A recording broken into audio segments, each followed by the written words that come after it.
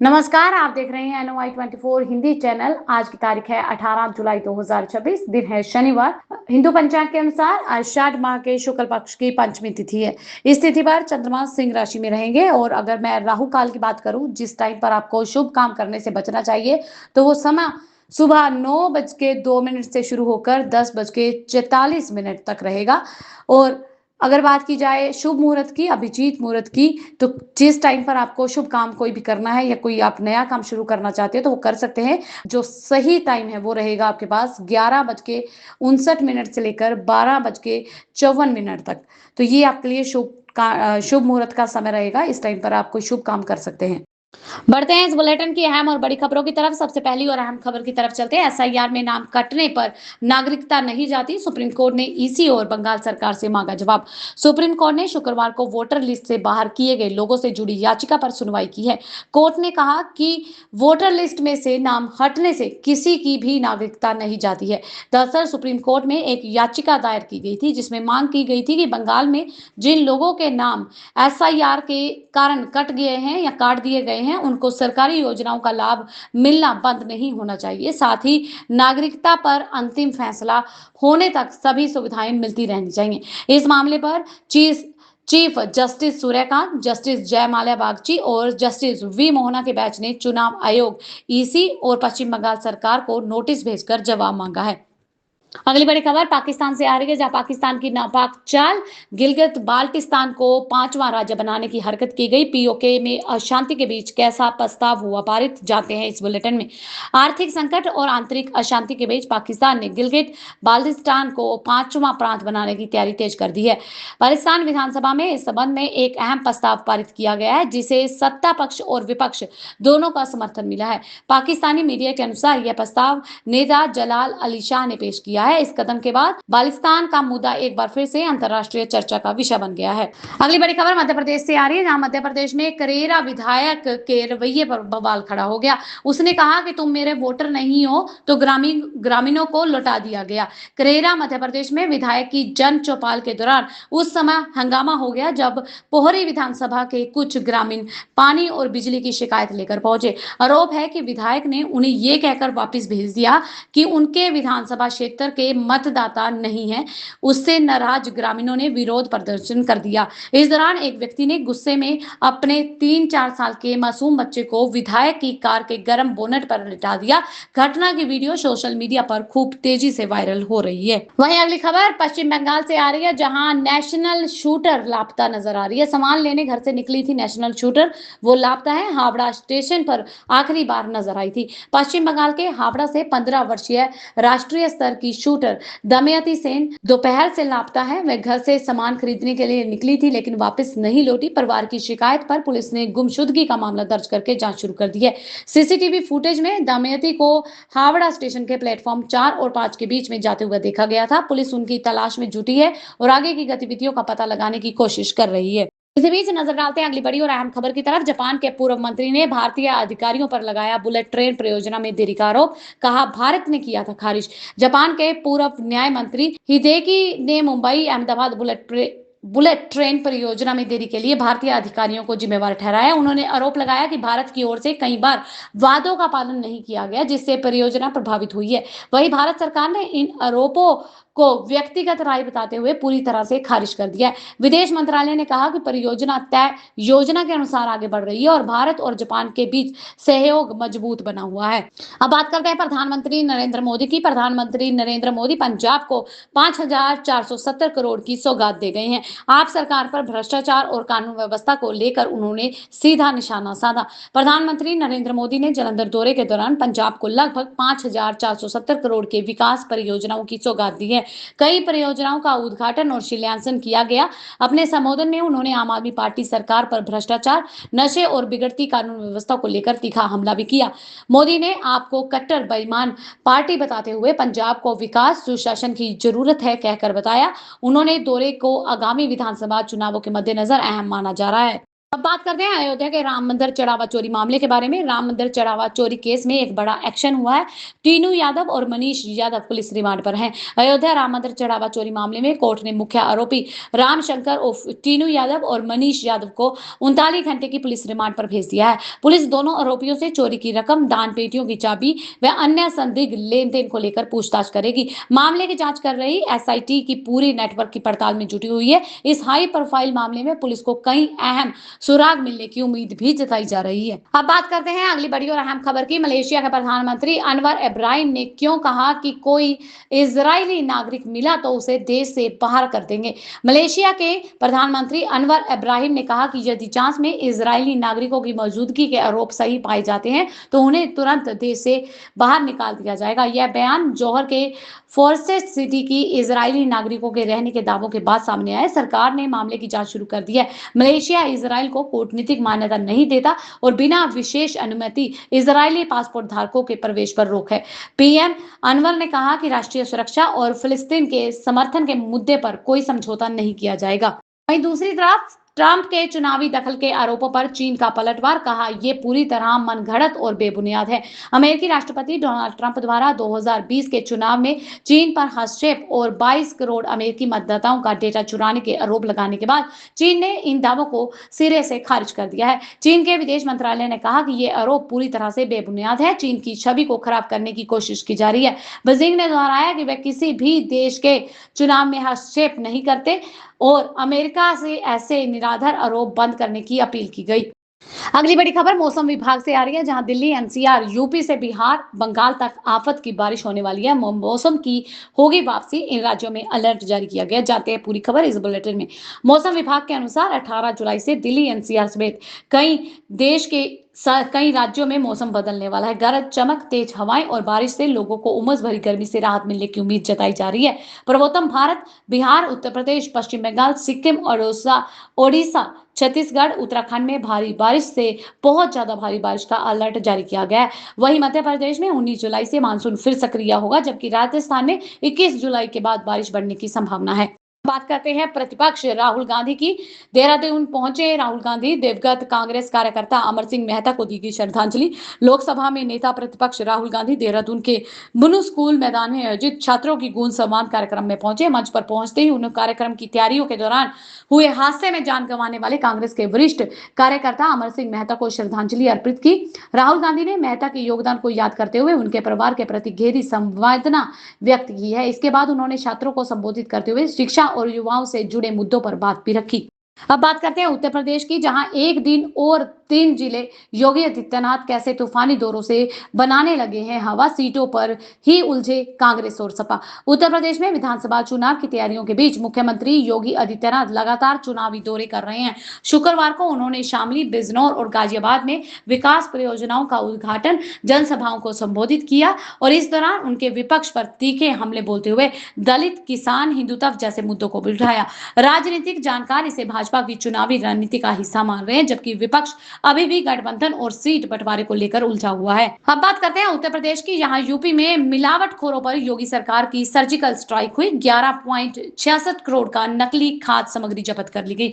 उत्तर प्रदेश में खाद्य सुरक्षा और औषधि प्रशासन विभाग में मिलावटखोरी के खिलाफ राज्यव्यापी विशेष अभियान चलाकर बड़ी कार्रवाई की गई है। अभियान के दौरान 3,537 निरीक्षण हुए और 2,075 छापेमारी करके 11.66 करोड़ की खाद्य सामग्री जब्त की गई है, जबकि बड़ी मात्रा में असुरक्षित खाद्य पदार्थ नष्ट किए गए हैं। नकली दूध, पनीर, घी, मसाले और पैक्ड पानी वाली पर शिकंजा कसते हुए 6 एफआईआर दर्ज की गई है। सरकार का कहना है कि अभियान का उद्देश्य प्रदेश वासियों को सुरक्षित और गुणवत्तापूर्ण खाद्य पदार्थ उपलब्ध करवाना है। वहीं प्रधानमंत्री नरेंद्र मोदी ने हरियाणा के जींद में विकास परियोजनाओं के उद्घाटन और शिलान्यास समारोह की झलकियां साझी की हैं। प्रधानमंत्री नरेंद्र मोदी ने हरियाणा के जींद में भारत की पहली हाइड्रोजन ट्रेन को हरी झंडी दिखाई और करीब 14,700 करोड़ की विकास परियोजनाओं का उद्घाटन और शिलान्यास किया है। उन्होंने कहा कि ये परियोजनाएं राज्य में रेल, सड़क, स्वास्थ्य और बुनियादी ढांचों को नई गति देंगी। प्रधानमंत्री ने स्वच्छ ऊर्जा और आधुनिक परिवहन को भारत के विकास के लिए अहम आधार बताया। यह दौरा हरियाणा, चंडीगढ़ और पंजाब में कुल करीब 25,000 करोड़ की विकास परियोजनाओं से जुड़ा है। नजर डालते हैं अगली बड़ी और अहम खबर की तरफ। सऊदी को बचा नहीं पाया, अब कुवैत पर पाक ने डाले डोरे। डिफेंस डील की तैयारी चल रही है। पाकिस्तान और कुवैत के बीच रक्षा सहयोग को लेकर एक नए समझौते पर शुरुआती स्तर की बातचीत चल रही है।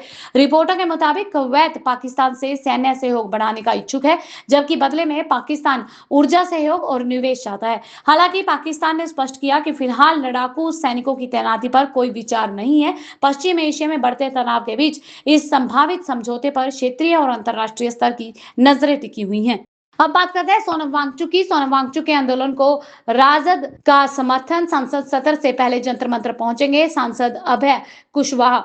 नई दिल्ली के जंतर मंतर पर सामाजिक कार्यकर्ता सोनम वांगचुक के आंदोलन को राष्ट्रीय जनता दल का समर्थन मिल रहा है। पार्टी सांसद अभय कुशवाहा 19 जुलाई को जंतर मंतर पहुंचकर वांगचुक से मुलाकात करेंगे।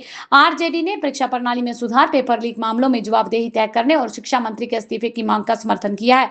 पार्टी ने केंद्र सरकार से आंदोलनकारियों के साथ बातचीत कर उनकी मांगों पर गंभीरता से विचार करने की अपील भी की है। बढ़ते हैं इस बुलेटिन की अगली बड़ी और अहम खबर की तरफ। 131 करोड़ के अवैध बालू खनन मामले में ईडी का बड़ा एक्शन। बिहार समेत 3 राज्यों में रेड की गई। ईडी ने बिहार के बांका जिले में कथित 131 करोड़ के अवैध बालू खनन और मनी लॉन्ड्रिंग मामले में 8 स्थानों पर छापेमारी की है। यह कार्रवाई मामले से जुड़े दस्तावेज, वित्तीय लेन देन और अन्य सबूत जुटाने के लिए की गई है। जांच में अवैध खनन से सरकारी राजस्व को भारी नुकसान पहुंचने की आशंका जताई जा रही है। ईडी पूरे नेटवर्क के लिए और धन के लेन देन के लिए गहन जांच कर रही है। अगर आप भी कंटेंट क्रिएटर हैं तो ये खबर आपके लिए बहुत इंपॉर्टेंट है, क्योंकि एक्स पर दूसरों का कंटेंट चुराने वालों की अब खैर नहीं है। छिन जाएगी उनकी कमाई, क्योंकि प्लेटफॉर्म ने बदल दिए हैं अपने नियम। एलन मस्क के स्वामित्व वाले सोशल मीडिया प्लेटफॉर्म एक्स ने अपनी मोनेटाइजेशन पॉलिसी में बड़ा बदलाव किया है। नए नियमों के तहत अब दूसरे क्रिएटर्स के वीडियो या वायरल कंटेंट को कॉपी या फिर रीपोस्ट करके कमाई नहीं की जा सकेगी। एक्स ने स्पष्ट किया कि मोनेटाइजेशन का लाभ केवल ओरिजिनल कंटेंट बनाने वाले क्रिएटर्स को ही मिलेगा। इस बदलाव का उद्देश्य कॉपी कंटेंट पर रोक लगाना और मौलिक रचनाकारों को बढ़ावा देना है।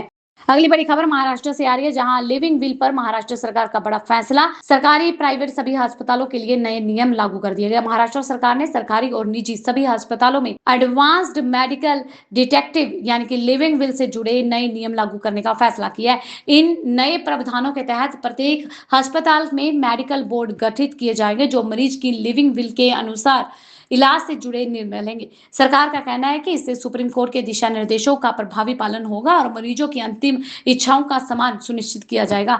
महाराष्ट्र इस व्यवस्था को व्यापक स्तर पर लागू करने वाला देश का पहला राज्य बन जाएगा। अब बात कर रहे हैं तेलंगाना की। तो तेलंगाना सरकार ने कर्मचारियों और पेंशनरों के लिए नई स्वास्थ्य योजना शुरू की है। 38 लाख से ज्यादा लोगों को मिलेगा कैशलेस इलाज। तेलंगाना सरकार ने सरकारी कर्मचारियों, पेंशनर्स और उनके आश्रितों के लिए नई एम्प्लॉइज हेल्थ स्कीम शुरू की है। इस योजना के तहत करीब 38 लाख लाभार्थियों को सरकारी और सूचीबद्ध निजी अस्पतालों में कैशलेस इलाज की सुविधा मिलेगी। योजना में 1800 से अधिक मेडिकल प्रक्रियाएं शामिल हैं। इसके लिए डिजिटल हेल्थ कार्ड भी जारी किए जाएंगे। सरकार का कहना है कि इस पहल से कर्मचारियों और पेंशनरों को बेहतर, पारदर्शी और सुलभ स्वास्थ्य सेवाएं मिल सकेंगी। अगली बड़ी खबर चीन से आ रही है, जहां चीन में लैंडस्लाइडिंग से भारी तबाही हुई है। मलबे में दबकर 8 लोगों की मौत होगी और 34 लापता बताए जा रहे हैं। चीन के चोंगकिंग प्रांत में शुक्रवार को सुबह भीषण लैंडस्लाइडिंग से कम 8 लोगों की मौत हो गई है, जबकि 34 लोग लापता हैं। हादसे में 10 से अधिक रिहायशी इमारतें मलबे में दब गई और कई बिजली के खंभे क्षतिग्रस्त हो गए हैं। राहत व बचाव अभियान जारी है, लेकिन लगातार लैंडस्लाइडिंग के खतरे से रेस्क्यू में मुश्किलें आ रही हैं। प्रभावित क्षेत्र में एहतियात के तौर पर पानी, बिजली, गैस की आपूर्ति अस्थायी रूप से बंद कर दी गई है। नजर डालते हैं इस बुलेटिन की अगली बड़ी और अहम खबर की तरफ। ट्रंप की हत्या पर $1 करोड़ का इनाम घोषित कर दिया गया है। ईरानी जनरल और इराकी कमांडर की हत्या का बदला लेने का दावा किया गया है। ईरान समर्थित एक संगठन ने अमेरिका के पूर्व राष्ट्रपति डोनाल्ड ट्रंप की हत्या करने वाले को $4 करोड़ का इनाम देने की घोषणा की है। संगठन का दावा है कि यह कदम 2020 में ईरानी जनरल कासिम सुलेमानी और अबू हमदी अल मुहदिस की मौत का बदला लेने के लिए उठाया गया है। ईरान ने सरकारी मीडिया के अनुसार इनाम की राशि समर्थकों से जुटाई जाएगी। हालांकि ईरान पहले ही ट्रंप की हत्या की किसी भी साजिश में शामिल होने से इनकार कर चुका है। रुक करते हैं अगली बड़ी और अहम खबर का। सरकार का LPG subsidy bill 1 lakh crore के पार, बजट अनुसार 70,000 करोड़ रुपए अधिक। एलपीजी और ईंधन की बढ़ती कीमतों के बीच सरकार और तेल कंपनियों पर सब्सिडी का बोझ लगातार बढ़ता जा रहा है। एक रिपोर्ट के मुताबिक अप्रैल मई 2026 में कुल सब्सिडी खर्च जो है 47% बढ़कर 1.40 अरब रुपए पहुंच गया है। तेल कंपनियों को हर एलपीजी सिलेंडर पर करीब 490 रुपए का नुकसान उठाना पड़ रहा है। खाद्य उर्वरक और पेट्रोलियम सब्सिडी में भी उल्लेखनीय वृद्धि दर्ज की गई है, जिससे सरकारी खजाने पर अतिरिक्त दबाव बना हुआ है। अगली बड़ी खबर उत्तर प्रदेश से आ रही है, जहां पर फर्जी एसडीएम, आरटीओ और माइनिंग अफसर बनकर वसूली करने वाले 4 आरोपी गिरफ्तार कर लिए गए। उत्तर प्रदेश के बांद्रा में पुलिस ने फर्जी एसडीएम और आरटीओ अधिकारी बनकर वाहन चालकों से अवैध वसूली करने वाले गिरोह का पर्दाफाश किया है। आरोपी सड़क पर गाड़ियों को रोककर चालान और कार्रवाई का डर दिखाकर पैसे वसूलते थे। पुलिस ने कार्रवाई करते हुए गिरोह के सदस्यों को गिरफ्तार कर लिया। जांच में आरोपियों के पास से फर्जी पहचान से जुड़े सामान व अन्य संदिग्ध चीजें बरामद की गई हैं। पुलिस अब गिरोह के बाकी सदस्यों और पूरे नेटवर्क की जांच कर रहा है। बढ़ते अगली बड़ी और अहम खबर की तरफ। वंदे मातरम के अपमान पर 3 साल तक की होगी जेल, मानसून सत्र में आएगा नया बिल। केंद्र सरकार आगामी संसद सत्र में वंदे मातरम को कानूनी संरक्षण देने के लिए राष्ट्रीय सम्मान अपमान संशोधन विधेयक 2026 पेश करेगी। प्रस्तावित कानून के तहत वंदे मातरम का अपमान करने या इसके गायन में जानबूझकर बाधा डालने वालों को दंडनीय अपराध बताया जाएगा। सरकार का उद्देश्य राष्ट्रीय गीत को राष्ट्रीय गान के समान कानूनी सुरक्षा प्रदान करना है। इस विधेयक को पहले ही केंद्रीय मंत्रिमंडल ने मंजूरी दे दी है। नजर डालते हैं अगली बड़ी और अहम खबर की तरफ। E20 पेट्रोल विवाद में नया मोड़ सामने आया है। मारुति ने कहा कि ईंधन में मिलावट थी, E20 नहीं था असली कारण। रायपुर उपभोक्ता आयोग के E20 पेट्रोल मामले में फैसला आने के बाद मारुति सुजुकी ने कहा कि वाहन में आई खराबी की वजह से E20 ईंधन नहीं बल्कि मिलावटी ईंधन था। कंपनी ने अदालत के आदेश को चुनौती देने का फैसला किया है। इससे पहले आयोग ने ग्राहक के पक्ष में फैसला सुनाते हुए वाहन बदलने या मुआवजा देने का निर्देश दिया था। इस मामले में E20 ईंधन की गुणवत्ता, वाहन अनुकूलता और उपभोक्ताओं अधिकारियों को लेकर नई बहस छिड़ गई है। अगली बड़ी खबर हिमाचल प्रदेश से, जहां खड्ड के तेज बहाव में बहने से बुजुर्ग की मौत हो गई है। राज्य में 4 दिन के लिए भारी बारिश का ऑरेंज अलर्ट जारी किया गया है। हिमाचल प्रदेश में मानसून फिर सक्रिय होते जा रहा है, जिसके चलते कई जिलों में भारी बारिश का अलर्ट जारी किया गया है। कांगड़ा के नूरपुर में जब्बर खड्ड के तेज बहाव में 70 वर्षीय व्यक्ति बह गया, जबकि कुल्लू में लैंडस्लाइडिंग से जरी मालना सड़क प्रभावित हुई है। मौसम विभाग ने 19 से लेकर 22 जुलाई तक चंबा, कांगड़ा, मंडी, कुल्लू, शिमला समेत कई जिलों में भारी से बहुत भारी बारिश की संभावना जताई है। प्रशासन ने सतलुज नदी किनारे रहने वाले लोगों को सतर्क और नदी के पास जाने से बचने की सलाह दी है। रुक करते हैं अगली बड़ी और अहम खबर का। क्रिप्टो घोटाला, ईडी ने मिलन गर्ग, सुखदेव ठाकुर और अभिषेक शर्मा को किया गिरफ्तार, अदालत से मिली कस्टडी। हिमाचल प्रदेश के क्रिप्टो करेंसी घोटाला मामले में प्रवर्तन निर्देशालय यानी कि ईडी ने बड़ी कार्रवाई करते हुए मिलन गर्ग, सुखदेव ठाकुर, अभिषेक शर्मा को गिरफ्तार किया। आरोप है कि आरोपियों ने फर्जी निवेश प्लेटफॉर्म के जरिए लोगों को ऊंचे रिटर्न का लालच देकर ठगी की है। जांच में करीब 2.48 लाख निवेशकों के प्रभावित होने, लगभग 500 करोड़ रुपए के निवेश से जुड़े होने का खुलासा हुआ है। ईडी के अनुसार आरोपियों ने क्रिप्टो और डिजिटल प्लेटफॉर्म के जरिए अपराध की कमाई को छिपाने की कोशिश की है। अदालत ने तीनों को 12 दिन की ईडी हिरासत में भेज दिया है। इसी बीच प्रधानमंत्री नरेंद्र मोदी ने छत्तीसगढ़ के 3 रेलवे स्टेशनों का किया वर्चुअल लोकार्पण।